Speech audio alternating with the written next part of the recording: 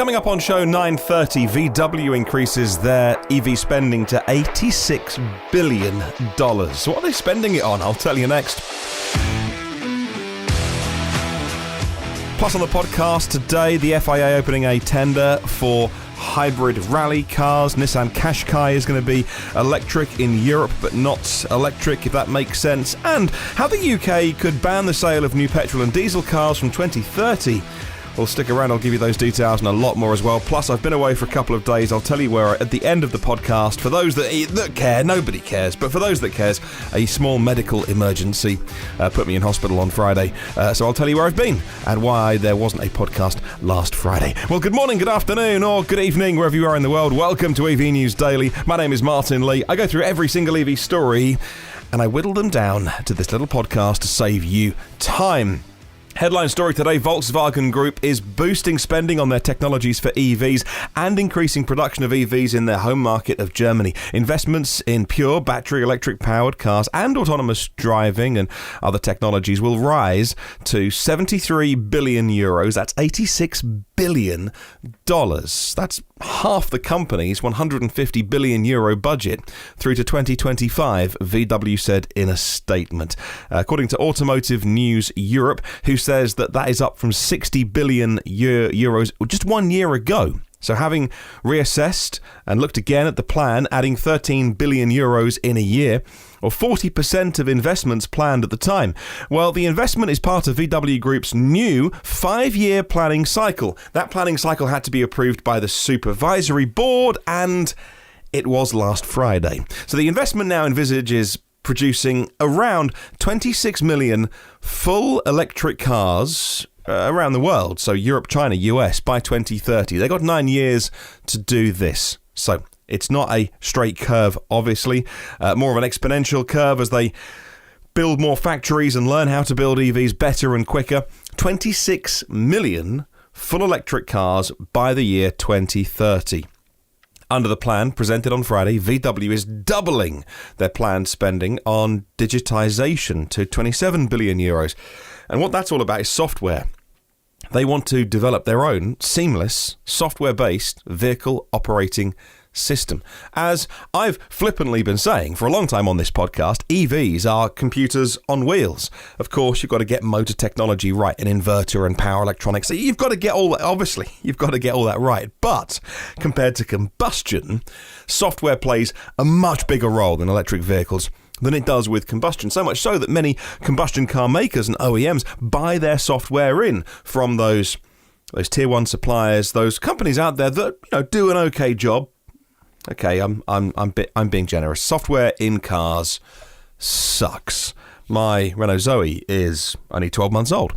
It's a new car by all measure of how old cars are these days, but the software in it sucks. I'm comparing it to the phone I use, the tablet I use, Windows, Mac OS, all those things. It's not unreasonable to say, well, what comes out of Silicon Valley is one thing, but actually this was made, in Europe, in France. Well, it works. Don't get me wrong. I love my Zoe. It works, but I don't think it's like I before that a 10-year-old Golf, and it hadn't come on that much.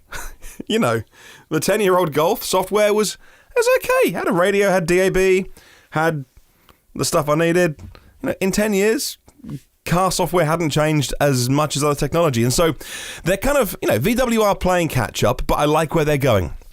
The goal is to build their own software stack. It'll be deployed in Audi's Artemis project to develop advanced self-driving cars by 2024. I'll pop a link to Automotive News Europe in the show notes if you want to read the full article. Well, moving on, and their German competitor Daimler will be a smaller company in 5 years, focused on capturing recurring revenues with software-based services, as Mercedes-Benz wants to redefine luxury in an era of EVs.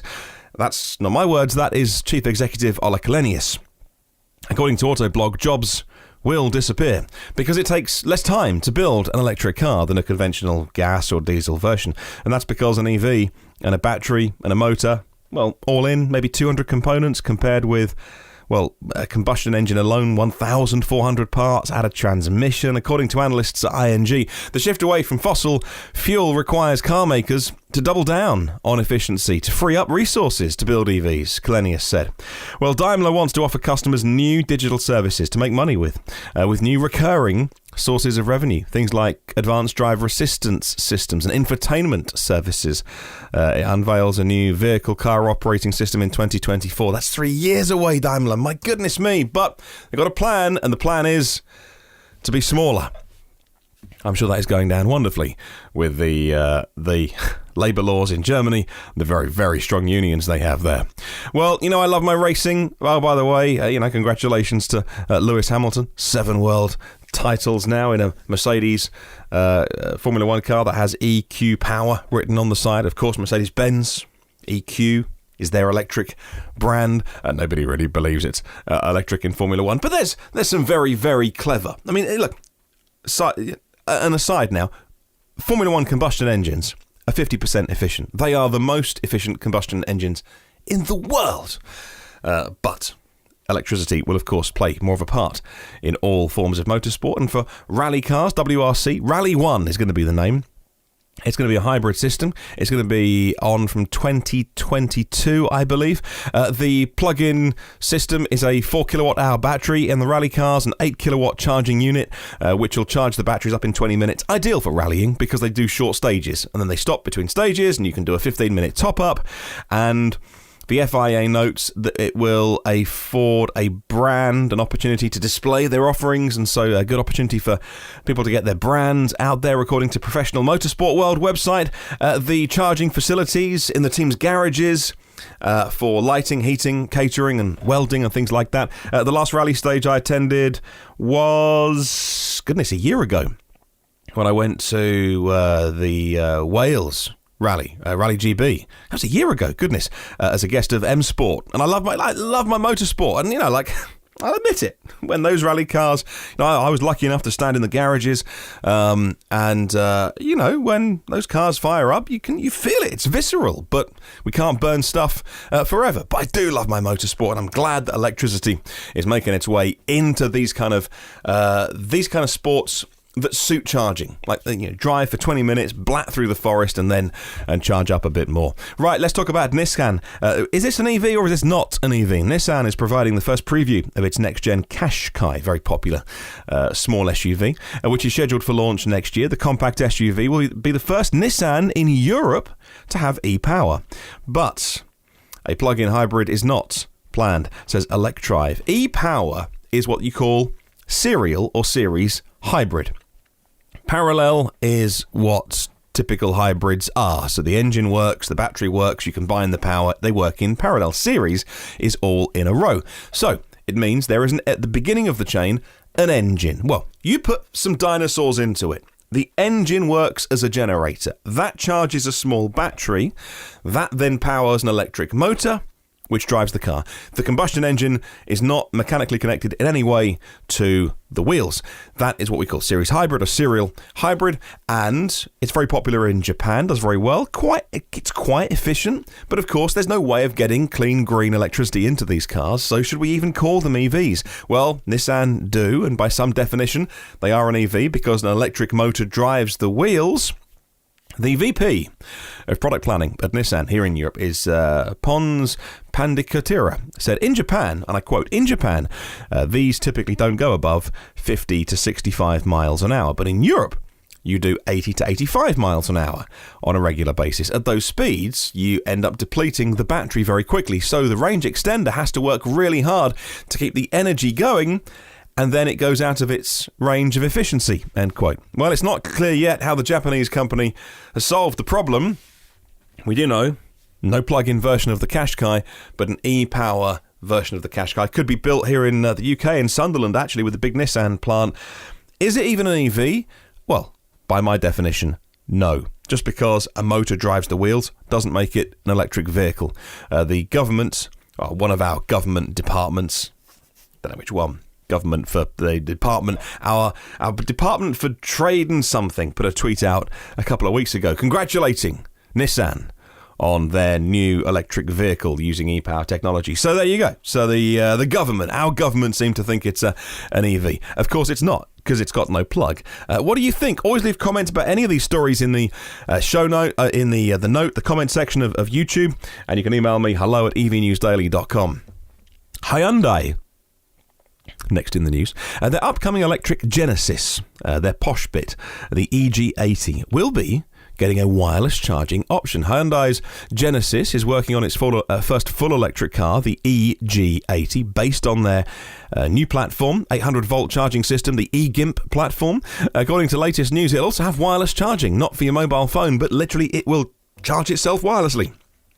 According to Inside EVs, Genesis would like to be a pioneer in vehicle wireless charging. To achieve that, it will partner with Witricity, just about the most famous name, the most well-known name in wireless charging, using the new standard announced recently for the worldwide standard of wireless charging. It'll be an option with a basic power, about 8 kilowatts of charging. So when you drive over the charging mat in your garage or driveway, the car will start to charge without you needing to plug it in. Genesis is unveiling their EG80 first half of next year, on sale end of next year. Next talk, BMW next. And BMW is now exporting their iX3 to countries around the world. Of course, it's made in China. The iX3 is built by Brilliance BMW. That's their joint venture with the Chinese vehicle maker Brilliance Auto, which launched back in 2003 now, says Future Car website. The first China-made iX3s were shipped from the country on November the 11th to 39 countries and districts, mainly in Europe. First time that Brilliance BMW has exported vehicles on such a large scale. Well, what do they call a large scale? 1,600 of them this year and 12,000 of them next year, according to Gasgoo. Is it just me? Sometimes it is. Is it just me? Or are those numbers really small? 1,600 of them this year, 12,000 of them next year. It's 2021 BMW. It's the year of EVs. What are you doing making 12,000 of them? That's like starter portions. Where's my main course, let alone dessert? 12,000?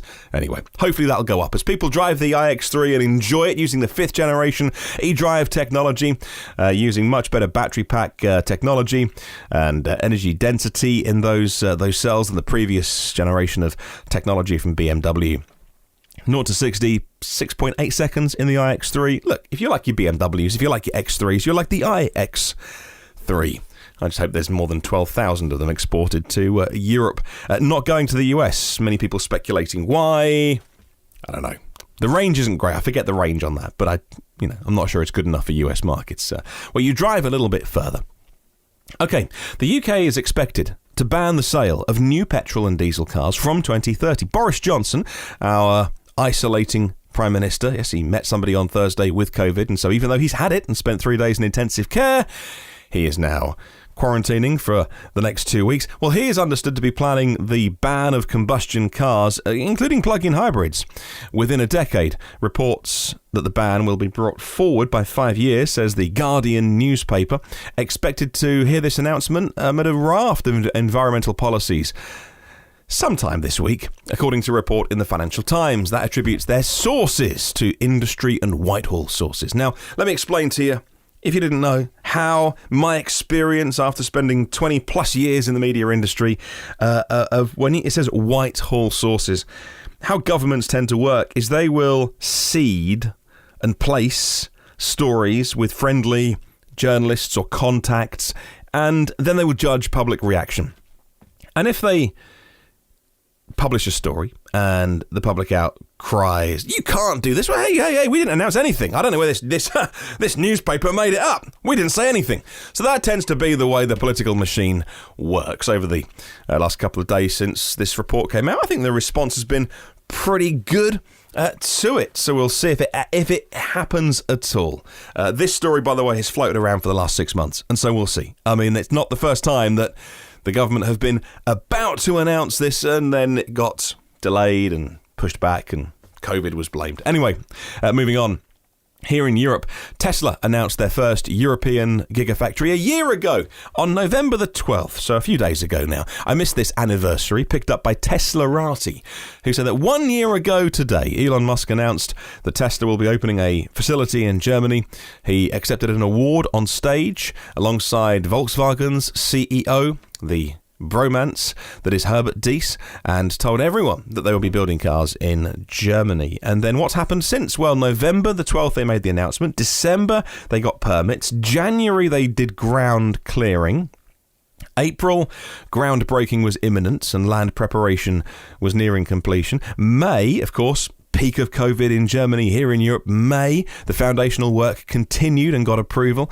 In June, structural work began, pillars going in, beams going in. August, body in white construction began and the drive unit facility was almost finished. And in September, Elon's first visit, very famously, to Giga Berlin. Been over here recently, where he says he may have picked up COVID, or maybe not, or just had a cold. He's not sure.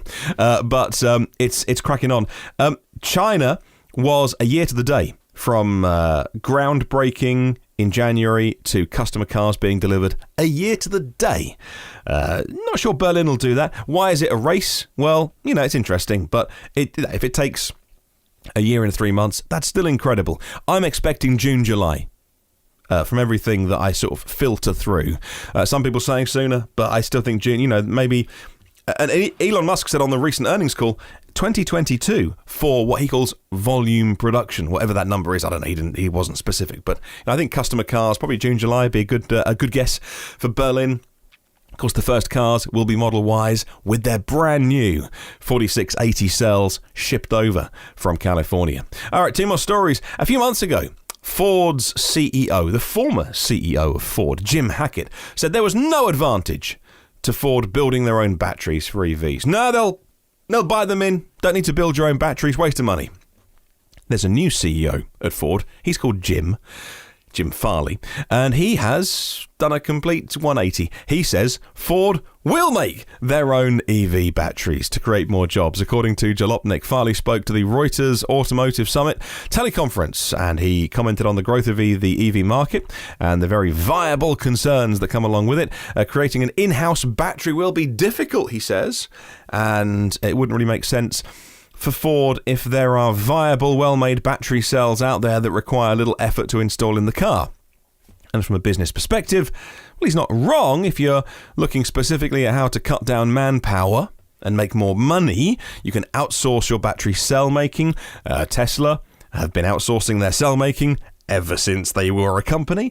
It's not a big deal. So Ford weren't making their own cells here, but simply making their own battery packs. That's a good start. Buy the cells in and assemble them yourself. So at least you have an understanding of how to make batteries. And then if you become a cell maker down the line, well, that's their call. Tesla surprised lots of people when the rumours were going around that they're going to make their own cells way before battery day. But suits them, might not suit Ford. Now, finally, a wild trademark just appeared on the European IPO, the Intellectual Property Office, from the VW Group with the name of a car. And it's called the ID Jungles, as in jungle with two Zs on the end. VW Vortex blog have been talking about the name back in August. It was tied to a reimagined version of the Thing. Remember the Thing?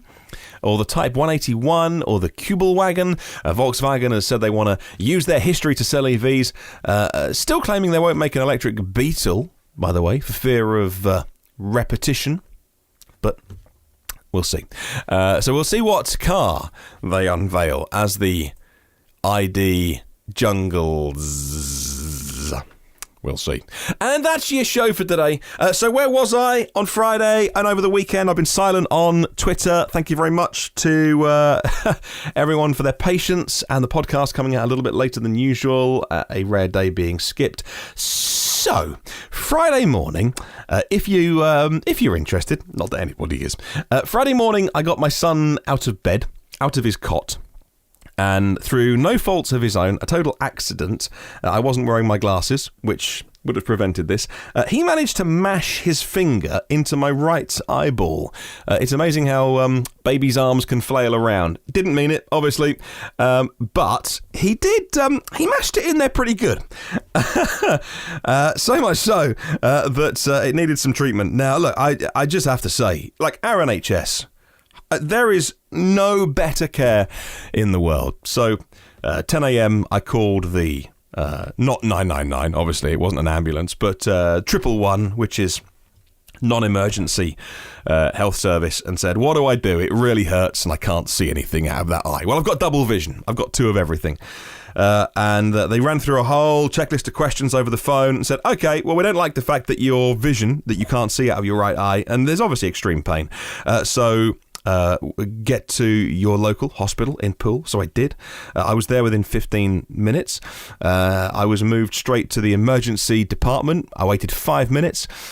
First nurse saw me, usual stuff, blood pressure, checks, all those things, looked in my eye with just a torch out of her pocket and went, oh, okay, right. Back in the waiting room for 5 minutes, straight through to the nurse practitioner, and a bunch of tests, sticking orange dye in my eye. The whole world turned orange, and looking at my eyes under ultraviolet light. And she was like, look, I can see it's a big fingernail-shaped cut in your eyeball. I'm just not entirely happy with, sending you away and saying it'll heal. So let's get you to the eye hospital, which is about 15 minutes away from where I live. There's a specialist, the big Bournemouth hospital, big specialist department. I was there within 20 minutes, and I had an appointment at 2:15, but I walked in at 2, and they said, come straight through. That first doctor, well, it wasn't a doctor at first of all, but he put some more stuff in my eyes to dilate them, and did a bunch more tests, and did both eyes as well, so they could compare and contrast the good eye with the mashed one, and said, look, waiting could be up to a couple of hours, so I hadn't even had a chance to text my wife, who was at home looking after our baby boy, to say that I'm fine, and I barely sat down back in the waiting room, and then the door flung open, doctor came out, Mr. Lee. Oh my goodness me, my feet didn't touch the floor, and then, so yes, had a good old inspection with all of the latest high-tech equipment, and I'm on the road to recovery. Utterly incredible care from our health service here, which I try not to use too much. I feel like we've taken out of the system. We've had like 4 rounds of IVF paid for by the National Health Service over the years, and so we've definitely, probably taken out maybe even more than we put in, maybe not, over the years. So, we're very grateful for that. But this did require a trip to a couple of hospitals, and so that is what was going on with me.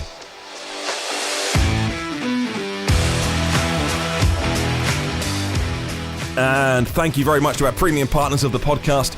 We could not do this without our Patreon supporters. Phil Roberts of Electric Future, Brad Crosby, Avid Technology, Porsche of the Village in Cincinnati, Audi of Cincinnati East, Volvo Cars of Cincinnati East, NationalCarCharging.com and AlohaCharge.com, Derek Riley and his EV Review Ireland YouTube channel, from scooters to EV vans, and Richard at rsimons.co.uk, rsimons.co.uk, the electric vehicle specialist. Have a wonderful day. I'll catch you tomorrow, and remember, there is no such thing as a self-charging hybrid.